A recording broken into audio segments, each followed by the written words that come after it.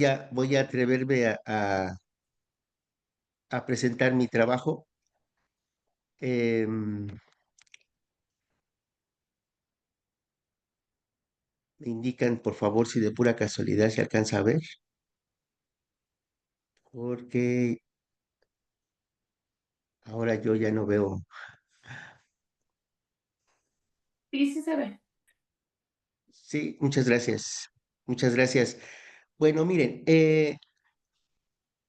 yo espero que alguien también me controle ahí el tiempo, que me ayude, ¿no? Yo aquí lo voy tratando de trabajar, pero un tanto quisiera yo presentar un tanto el trabajo. Eh, es un trabajo que, como ustedes verán a continuación, tiene un poco de tiempo ya en proceso, ¿no? Quiero agradecer muchísimo la posibilidad, no solamente al quinto congreso que abrió este espacio, sino también a quienes, como decíamos en la inauguración, yo me reflejaba un poco en esta inauguración que hicimos el miércoles, ¿no? Esta terca necesidad de seguir abonando a la idea de que algo puede cambiar, algo se puede transformar, algo puede girar en espiral, en espiral, para poder ir haciendo cada vez más cosas alternativas, ¿no? Y cuando digo alternativas, no estoy hablando solamente en términos de lo que hoy implica regresar al origen, ¿no? Sino más bien como alternativas que tienen que ver con lo propio, con lo que vamos haciendo cotidianamente, ¿no? Entonces, es un trabajo que obviamente les digo, tiene ya un camino recorrido, no es de ahora, ¿no? Es un camino, es un trabajo ya que se viene haciendo y que obviamente en los últimos años, en los últimos 2, 3 años, es producto o van siendo ciertos productos chiquitos, ¿no? Como decía Galeano, son pequeños fueguitos que empiezan a aparecer a partir de la sistematización que estamos haciendo de la experiencia en torno a un doctorado que ofrece el CESDER y la UCIRRED en Puebla, ¿no? En la Sierra Norte de Puebla, que se llama Pedagogía del Sujeto, ¿no? Entonces, a partir del trabajo que estamos haciendo, voy encontrando algunas cosas y entonces aquí yo quiero presentar una cosa que le puse como título: Extrañamiento como mecanismo de dominación, corazonar como parte de la liberación, ¿no? Obviamente ahí con el sello de la casa, la Universidad Autónoma de la Ciudad de México, ¿no? De entrada, me gustaría decir, con todo respeto, ¿no? Con toda admiración, pero también con mucha rabia, con digna rabia y con ese coraje que nos hace pensar desde dónde estamos parados. Quiero traer en este momento crucial la lucha que tienen nuestros compañeras y nuestros compañeros ecuatorianos, precisamente ante lo que se está dando y que es quizás otra afrenta más, ¿no? A la que hemos tenido durante todo este tiempo en función de las prácticas de dominación y cómo este otro, negado, invisibilizado durante mucho tiempo, ahora hace posible desde hace un buen rato la posibilidad de levantar su voz, de decir palabra, de caminar la palabra y que esa palabra son hechos, ¿no? Son acciones y que obviamente tiene que ver también con estos procesos que seguimos hablando en términos de liberación y que la pedagogía como arma de lucha que tenemos también está metida en todo esto, ¿no? Entonces, ahí un saludo enorme y un abrazo fuerte para este pueblo y que lo están victimizando una vez más, ¿no? ¿No? Bueno, eh, quisiera partir también de agradecer mucho la palabra que ustedes han girado el día de hoy, compañeras y compañeros en esta mesa, porque van alimentando sin querer estas reflexiones que uno sigue haciendo, no solamente como profesor, ¿no? Sino como compañeras y compañeros que pertenecemos a comunidades en lucha o no, y que entonces es necesario ir vinculando todos estos procesos, ¿no? Me parece que hay todo un legado muy importante, muy interesante que ahora estos trabajos anteriores que me anteceden dan la pauta de muchas preocupaciones y muchos andares, ¿no? Con cabizbajos a veces y que eso avienta las posibilidades también como de hacer indagación, investigación independientemente desde qué arista y qué enfoque, ¿no? O sea, lo importante es arrastrar el lápiz, observar, ¿no? Ver las cosas, sentir pensar, como decía Blas Borda, ¿no? En el sentido del lugar donde estamos y que eso se convierta en un motivo para decir en términos de locus de enunciación dónde estamos y qué estamos haciendo, ¿no? Entonces, esta sistematización que estamos haciendo desde hace un buen rato y obviamente desde el andar de los años como docente, no, nos sigue increpando esta cuestión de que hay una matriz hegemónica, ¿no? Que amparada con el nombre de moderno capitalista, ha vertido no solamente la posibilidad de la muerte, sino también, y que hoy es justo y necesario, hacer los gritos de vida, ¿no? Entonces, obviamente nosotros estamos de este lado, donde estamos convocando a la vida, pero no podemos dejar de ver lo que de alguna manera esta matriz hegemónica sigue implementando en cada momento, en cada paso, en cada respiro que tenemos en nuestros pueblos, no solamente en México, sino también en toda la Vía Yala y en todos los pueblos que siguen sufriendo de alguna manera esta matriz hegemónica, ¿no? Entonces, quisiera yo decir que este locus de enunciación nace precisamente al amparo de un trabajo que también hemos hecho en la Universidad Autónoma de la Ciudad de México.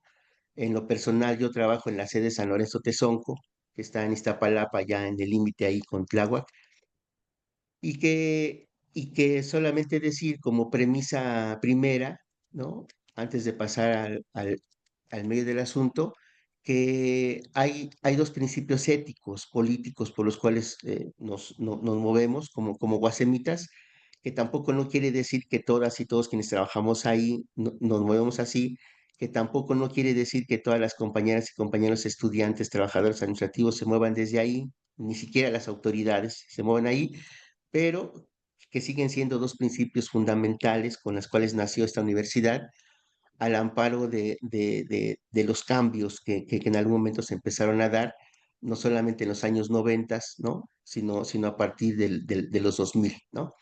Entonces, estos dos principios éticos políticos orillan, avientan a que mucho de lo que estamos haciendo, porque está insertado, no porque esté insertado en el proyecto educativo de la UACM, que tiene su luz en el 2007, sino porque, insisto, son pautas, son huellas que están ahí y que de alguna manera uno, en términos del compromiso de ser educador, pues lo retoma para hacer su tarea, ¿no? El nada humano me es ajeno y el estar cerca del más necesitado, ¿no?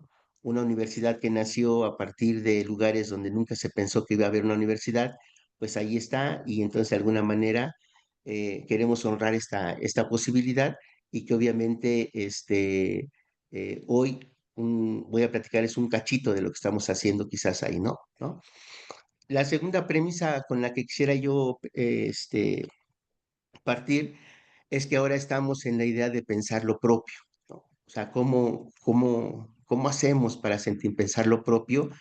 Y eso no quiere decir que sigamos cayendo en la trampa de que todo lo eurocéntrico está mal, ¿no? O que todo eso nos ha hecho mucho daño. Me parece que son narrativas que tenemos que remojar, que tenemos que poner ahí a desentrañar muchísimo pero sí la necesidad de que ese sentir pensar cada vez sea más propio, ¿no? Y eso nos obliga a mirar el pasado en términos de retornar al origen, a la ley de origen de lo que somos como tal, por la terca necesidad de trabajar el tiempo-espacio que se da en nuestros pueblos. Y obviamente esa espiral de ida y vuelta, que no necesariamente regresar al principio, sino es de ida y vuelta porque asciende entre pasado y presente y pasado. Entonces, eso para nosotros es muy importante porque alguna vez Juan José Bautista, ¿no? En paz descanse, nos hacía ver en algún curso que tomábamos con él, que fue un discípulo connotado de Dussel, nos hacía ver cómo hacemos para pensar lo propio desde América Latina, ¿no? Hoy la pregunta que sigue rondando ahí, me parece, es cómo pensamos lo propio desde la vía Yala, ¿no? Ahí para poder hacer, y me parece que tenemos un trabajo muy arduo todavía como educadores, independientemente del nivel donde estemos, independientemente si estamos en la montaña, si estamos en el río, si estamos en la ciudad, independientemente de eso, me parece que seguimos teniendo una tarea muy importante ahí en términos del acompañamiento pedagógico que hacemos, ¿no? Y la tercera premisa, muy rapidito, quisiera decirles que sigo insistiendo que es necesario de forma radical descolonizarnos de toda decolonización, ¿no? Me parece que es importantísimo sí retomar lo nuevo, estos paradigmas, estas formas de ver, ¿no? Estas visiones que hay ahí y ver en el contexto general una cosmovisión de lo propio que hace posible que no nos quedemos ahí, sino cómo vamos descolonizando también muchas de las cuestiones que hoy tenemos enfrente y que claro que sirven como parte de la teoría, pero también en términos de la práctica, ¿no? Y eso lo traigo a alusión porque alguna vez platicando con Francis K. Lambert, que también en paz descanse, en el 2018 decía que habría que emanciparnos de toda emancipación, ¿no? Es decir, hay un trabajo arduo, continuo, que todavía tendríamos que hacer como tal. Entonces, este trabajo que hoy quise presentar aquí ante ustedes viene de la posibilidad de poder hacer un recorrido, de caminar la palabra, de de caminar preguntándonos, como dicen los zapatistas, ¿no? El día de hoy, eh, nace de una experiencia muy grata en el sentido de cómo hemos caminado esa palabra, en el sentido más práctico que de las ideas, ¿no? Eso no quiere decir que no haya reflexión, que no haya conocimiento, que no haya saberes, claro que sí, pero más en el sentido de cómo estas prácticas, no solamente dentro de la misma aula, del mismo nicho académico que tenemos en San Lorenzo Tezonco, sino también hacia afuera, con las comunidades que tenemos cerca y quizás más lejanas, ¿no?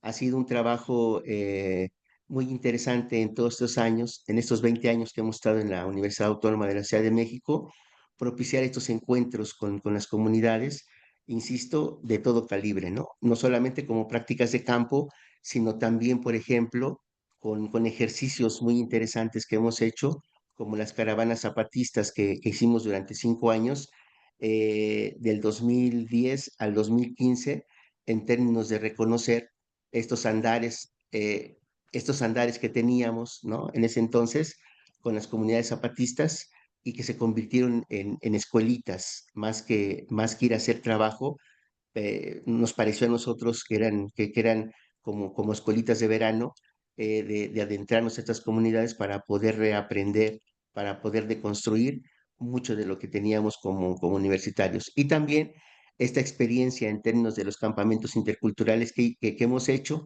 ¿no? Son dos en el 2016 en México y en el 2017 en Colombia, ¿no?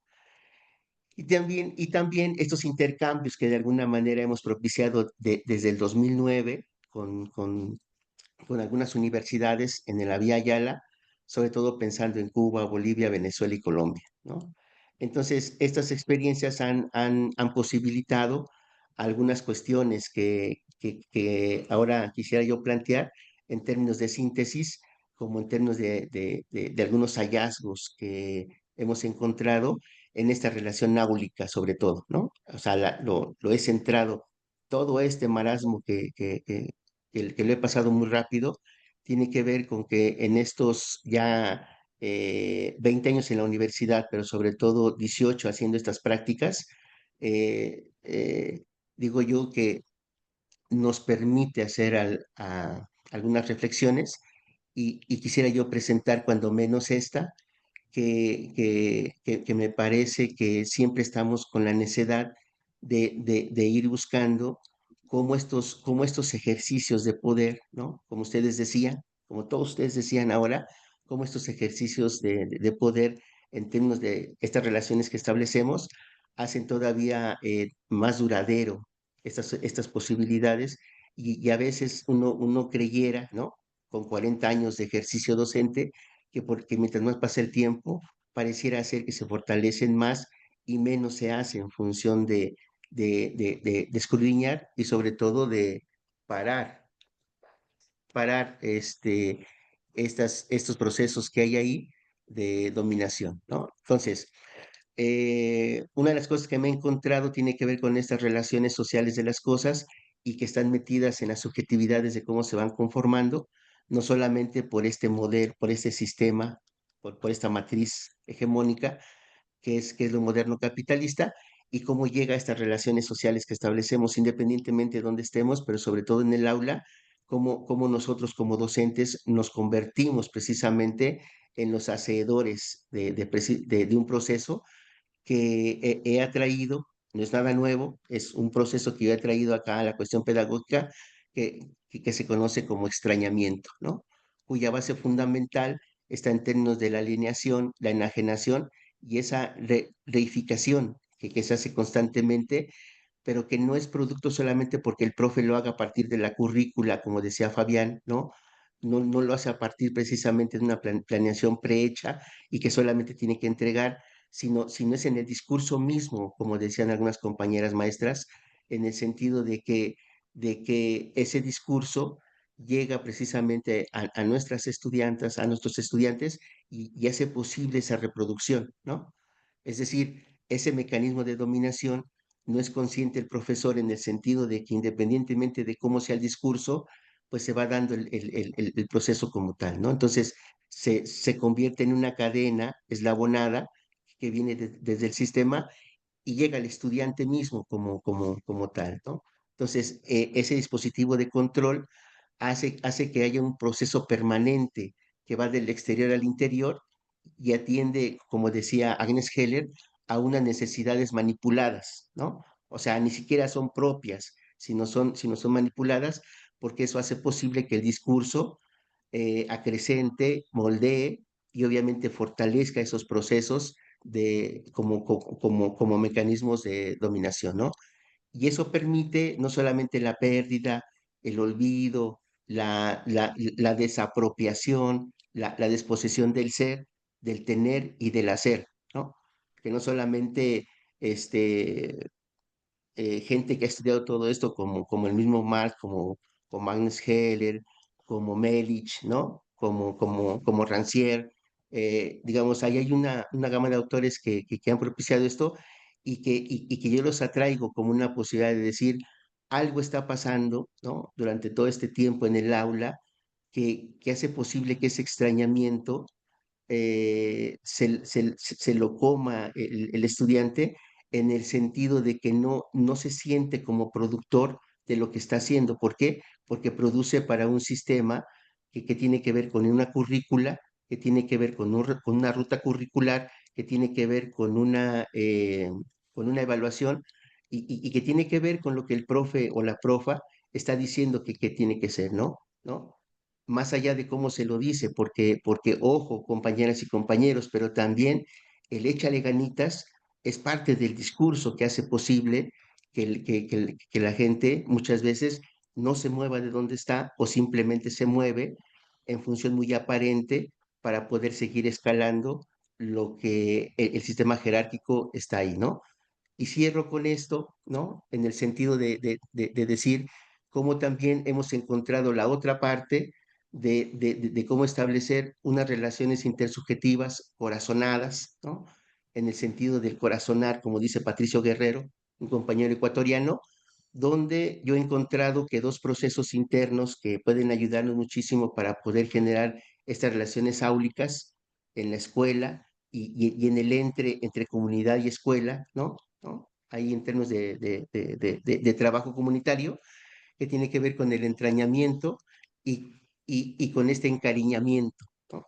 Quizás más al fin, más al rato podría hablar un poco más de esto, pero que establece una relación de praxis dialógica que devela, descubre, visibiliza, autogestiona, desaprende por el momento, ¿no? O sea, no aspiramos a otra cosa, sino simplemente dar elementos para que estos dispositivos, para que estos mecanismos vayan siendo más visibles para las muchachas y los muchachos que hoy están con nosotros, ¿no?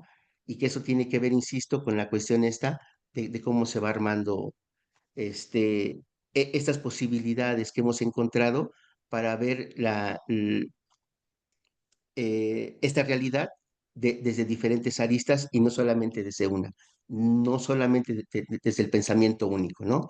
Entonces, no lo voy a leer, solamente que quería traer un poco esto que dice Patricio Guerrero en un libro que se llama Corazonar, de cómo precisamente él conforma esta posibilidad a partir de descolonizar la posibilidad de lo que hoy están caminando compañeros del sur en términos de fortalecer estos procesos de formación integral, de formación propia eh, para hacerlo común, ¿no?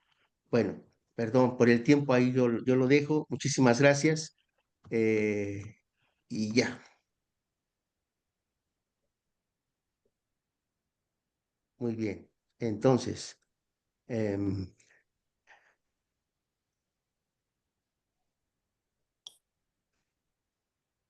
pues primero sobre ese trabajo, si hay alguna duda, alguna inquietud, algún, algún planteamiento que ustedes quisieran hacer ahora.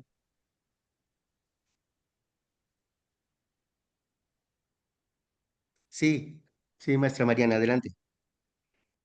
Muchas gracias. A mí me agrada, me parece fundamental la tercera premisa que nos presentó, porque yo también he vivido eso por parte de otros compañeros que caemos en la trampa de pensar que solamente caemos en criticar al eurocentrismo y seguimos atrapados en esta misma lógica colonial que se intenta superar, ¿no? Y te dicen, pero es que, ¿por qué utilizas a estos autores si ellos son del pensamiento eurocéntrico, ¿no?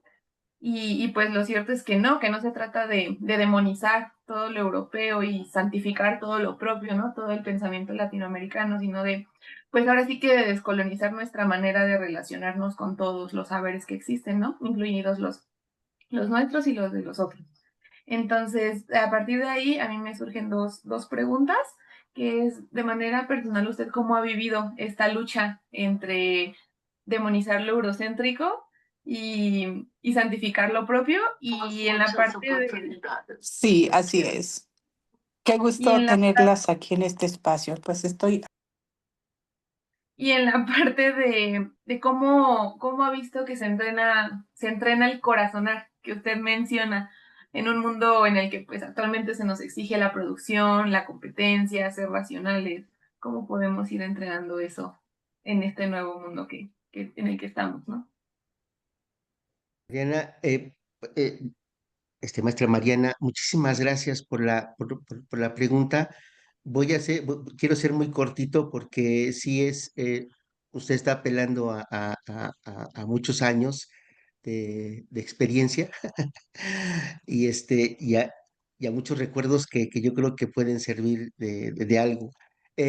A ver, yo, mire, en algunas charlas que hemos tenido en algunas normales de México, pero también en otros espacios, en otros círculos de la palabra, de, de repente alguien me pregunta que qué soy yo, ¿no? En términos de las etiquetas que a veces nos ponemos, ¿no? Si somos marxistas, decoloniales o... Entonces, yo siempre he dicho que hace poquito inventé otro más que digo que soy marxista guadalupano cósmico, ¿no? En el sentido de que a mí me parece que todo pensar, todo, toda experiencia que nos ha dado las posibilidades de pensar, de sentir, coadyuvan mucho a la formación, sobre todo cuando traemos el espíritu normalista, ¿no? porque yo soy normalista de hueso colorado, creo que nos enseñaron como normalistas a que este mundo no se hace de una manera, de una y para siempre, ¿no? Si bien es cierto que el discurso denota pues alguna terminología y demás, me parece que hoy es tiempo como de abrir las ventanas, las puertas, ¿no? No solamente del corazón, sino también de la mente, como para poder decir que algo se está moviendo y hay posibilidades también como para poder atraer todo lo interesante que nos dé la posibilidad de hacer esta humanidad que, que, que, que, que tanto requerimos, ¿no? Eso por ahí. Y lo otro, cuando yo conocía a Patricio Guerrero con su término corazonar, me latió mucho la posibilidad de ligarla mucho con el sentir pensar que Flash Borda había encontrado con los campesinos de Colombia, pero también con lo que Galeano ya pues había manifestado de alguna manera, y sobre todo con el caminar preguntando que los zapatistas nos han enseñado, ¿no? Yo soy quizás un, un humilde profesor que hace posible de atraer todo esto como para hacer, cómo hacemos el aula, cómo hacemos la vida cotidiana, cómo hacemos el hecho de que no sea yo el profe acá y el maestro afuera, o Samuel Cielo en tal lado, o el compañero, el camarada en otro lado. No, no, no, no. ¿Cómo hacer para que eso sea congruente, ¿no? Cómo hacer para que realmente esa persona sea íntegra en todo momento. Y me parece que la experiencia que hemos tenido, yo la que he tenido personalmente y la que hemos creado desde hace 40 años, si no es que más, en la formación de ser normalistas, hacer colectivos, hacer colectivos que haga posible que este sentir, que este pensar, que estas formas de hacer constantemente estén irradiando por dónde le vamos, por dónde le damos, hagámoslo acá, ¿no?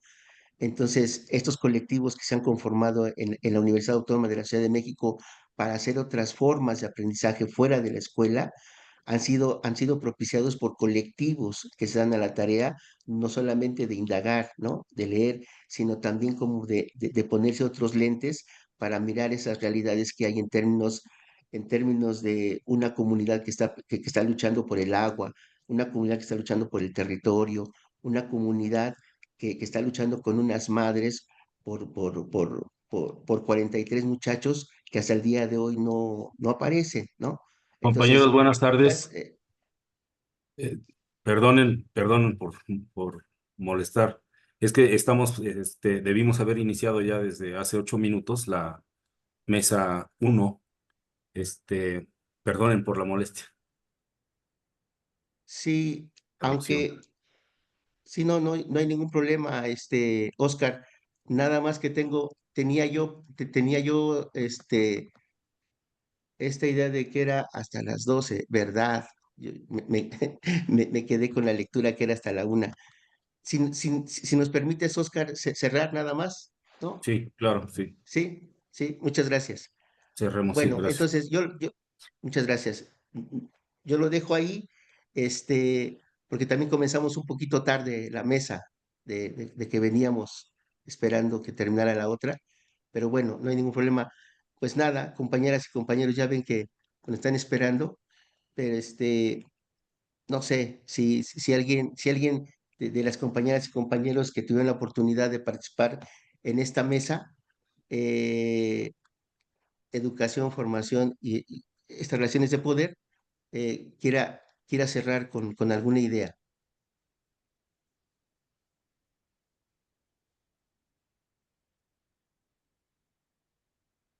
Ok, bueno, pues nada, cerramos entonces, agradecemos mucho la participación en esta mesa y le dejamos el espacio a los compañeros que van a tener esta